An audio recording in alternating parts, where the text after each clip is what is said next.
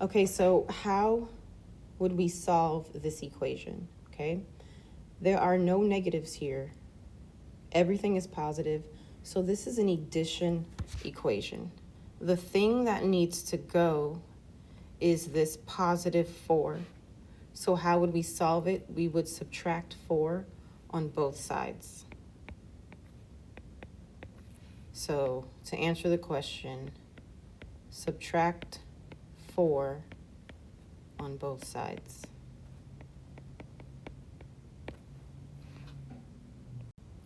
So now we're actually going to solve some equations. The first one, I see a big minus sign right there. So this is a subtraction equation, right? I need to get rid of this minus 11.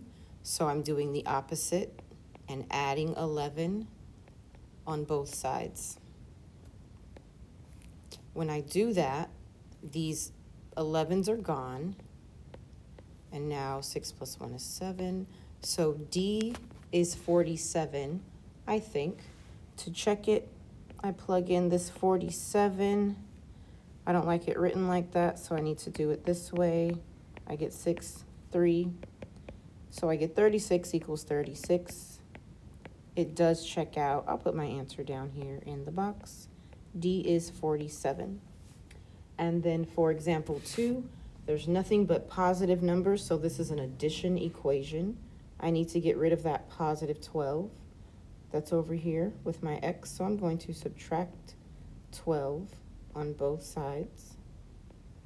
These 12s are gone. All I have is my x.